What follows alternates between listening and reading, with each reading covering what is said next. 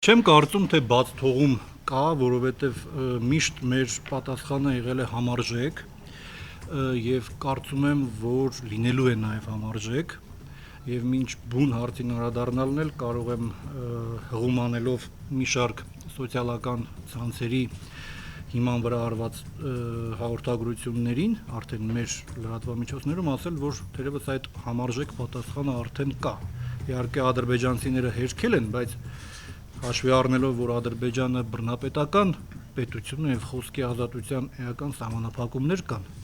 այսպես կուրորեն հավատալ օֆիցիալ տեղեկություններին իհարկե չի կարելի։ Ես միշտ եղել եմ այն տեսակետի կրողը, որ իհարկե Ադրբեջանը պատրաստվում է պատերազմի եւ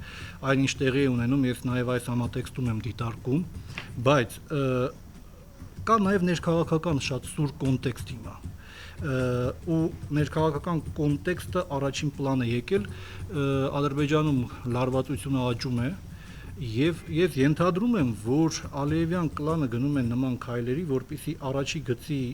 լարվածությամբ հիմնավորի իր բռնապետությունը։ Սա նաեւ մեր երկրի վրա հոգեբանական ճնշում գործադրելու ձևերից մեկն է։ Իդեպ սա լինելու է նաեւ այն դեպքում, եթե ենթադրաբար Ալիևյան կլանն էլ հեռանա իշխանությունից, որովհետեւ ըստ իս ադրբեջանական ընդդիմության հայացքները շատ ավելի ռադիկալ են, կամ մեղմ ասած գոնե չեն զիջում ոչնչով։ Մենք հակազդելու խնդիր երբևէ չենք ունեցել։ Ես միշտ ասել եմ, պատիվ եմ ունեցել լինել Արցախի բանակում ու գիտեմ, թե ինչ մթնոլորտ է այնտեղ եւ ինչ սկզբունքով են աշխատում Արցախի մեր զինվորականությունը,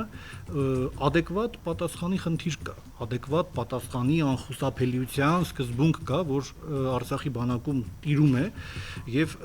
այս պարագայում էլ այդ պատասխանը իրեն երկար կարծում եմ սպասեցնել չի տա։ Մի օրինաչափություն կա այստեղ, որ ադրբեջանցիները երբեք չեն մինչև վերջ խոստովանում, թե իրենց զոհերը ինչ հանգամանքներում են եղել։ Հա, այսինքն իրենք փորձում են իրենց զոհերը մի մասն են նախ ներկայացնում շփման գծի ուրեմն արդյունքում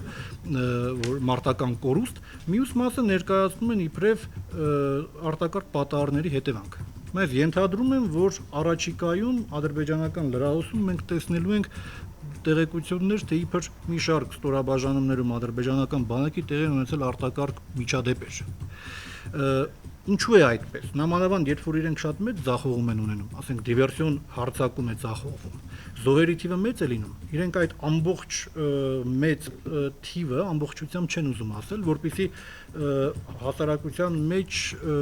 բարոյալքող եւ անկումային տրամադրություններ չառաջանան։ Հետևաբար իրենք մաս-մաս են ներկայացնում կորուստները եւ 1-2 օրվա տարբերությամբ։ Ոչ ֆորմալ աղբյուրներից արդեն մոտ 3 զոհ իրենք ունեն այս վերջին արկածախնդրության հակազդման հետևանքով, adekvat հակազդման հետևանքով։ Ամբողջ տարվա կտրվածքով ընթացիկ տարվա ընթացքում ադրբեջանցիները մոտ 50 զոհ արդեն տվել են։ Դա իրենք իհարկե դեռ չեն խոստովանում։ Միջազգային կառույցները բնականաբար այս իրավիճակում փորձում են ինչ-որ բալանսավորված, ասենք, դիրքորոշում պահել, բայց իրականում պատճառը ոնց որ արդեն ասեց իմ գործընկերը ոչ թե այն մեր պետական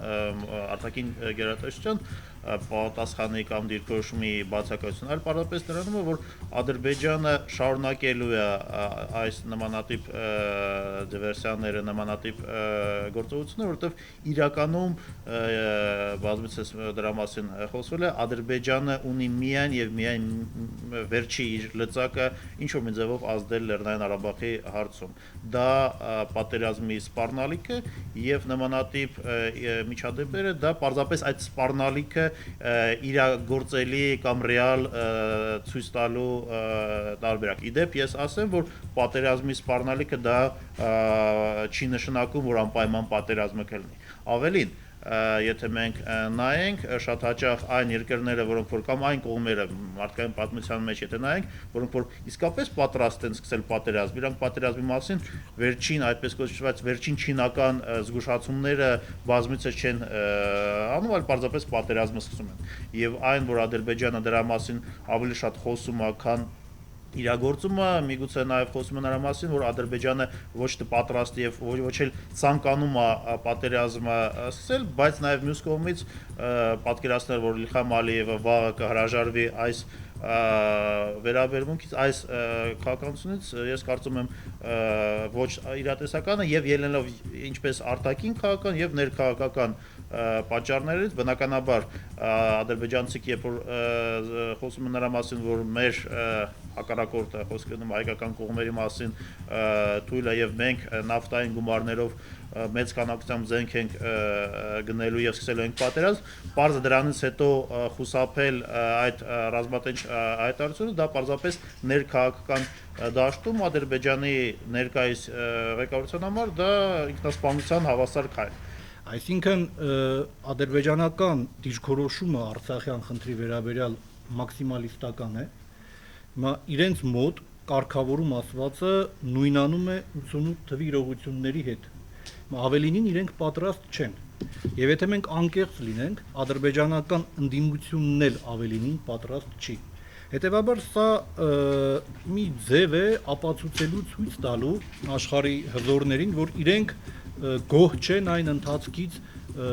որում գտնվում է բանակցային գործընթացը։